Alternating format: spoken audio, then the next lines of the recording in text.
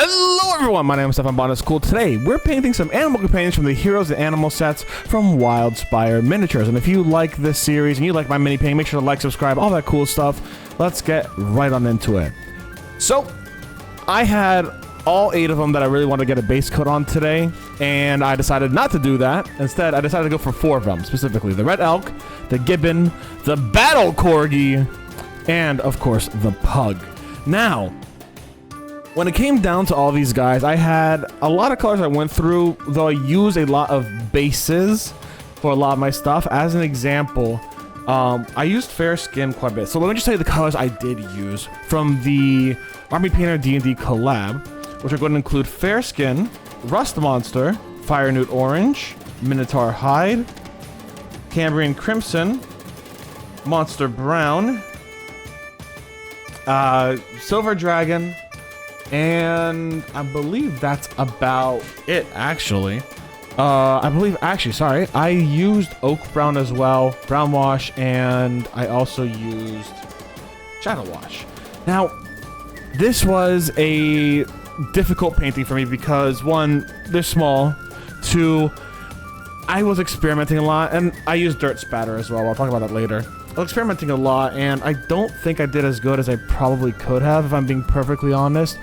This was one of those times where I really rushed through the painting, and I didn't get everything done properly, and I really should have gotten everything done properly and done everything correctly. However, I kind of rushed through it. I will say this, I made fantastic colors for the Red Elk, and I'm really proud of that Red Elk because I got a nice red color with it. I mixed Cambrian crimson, and then I mixed the, I believe it was the monster brown, and a few other colors there. I mixed fair skin and matte white to help make the chest parts, and so on and so forth. The Pug is literally just fair skin color. That's it.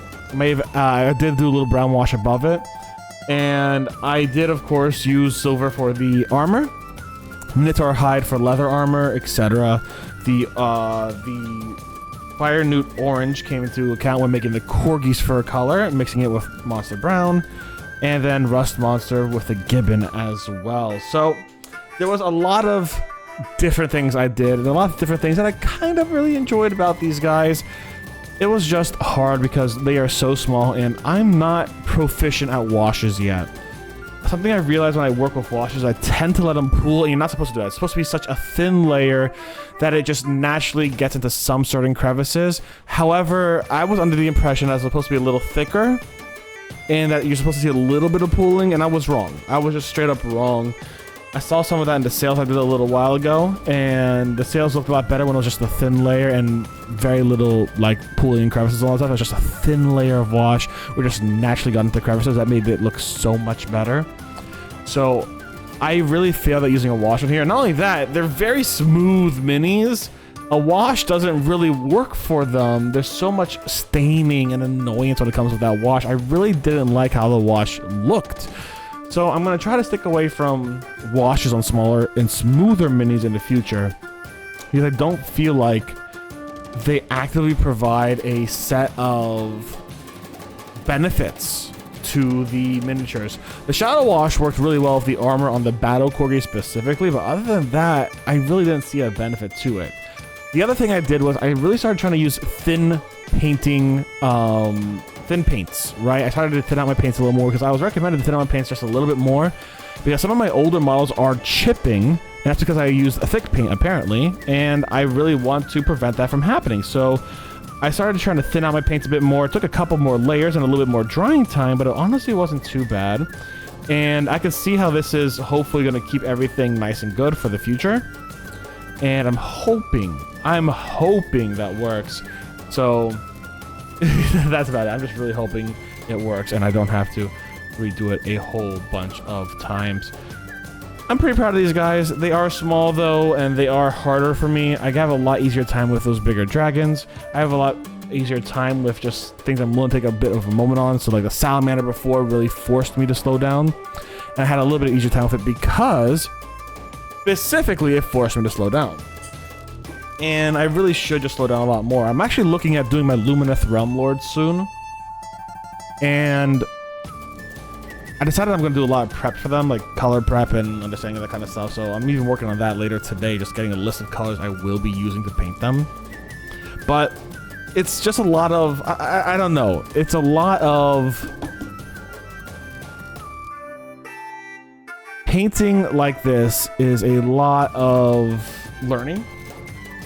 And I still have a big way to go before I actually make small models look really good. Because these models, they don't look as good as my big ones. I really think I've done a lot better with a lot of my bigger ones. And even some of the smaller ones too. Like, I will say this. I look at my beer golem models I did ages ago. And I'm still quite proud of them. These guys, I think I did good. But I think there was a lot of issues I did have with them. The dirt spatter was a small issue with just really knowing how to make that paint work well and not be super soaked and all that kind of stuff. But I do plan on eventually like seeing if I can get like a thin layer of glue and get that fake grass to put around the animals. That's why I put dirt spatter on there to make it dirt, and then I can put grass on it later on. But that's a future thing for future stuff, and I'm not gonna do that immediately. Either way, I'm kind of proud of these guys. I think I did pretty good on some of them. I think I did good for the sizes. The pug looks honestly pretty great. It's simple. After I ended up just doing a little bit of highlighting by taking the color and making it a little brighter with matte white, the folds ended up looking better, and the same thing with the gibbon, which I changed a little bit of as well. There are parts of this I'm really proud of, and there are parts of it that I know I could have done better on. So, good learning exercise, and hopefully I will do better in the future. If you guys are enjoying my mini painting videos, make sure to like and subscribe. It is the best way to support me, and it gets my stuff out there and hopefully to other people. And if you guys want to support more directly, feel free to take a look at the throne. No pressure though. Thank you all for watching. I hope you had a good one. Everyone, stay safe, stay Botanist Cool, and I'll see you for the next minis. Bye everyone!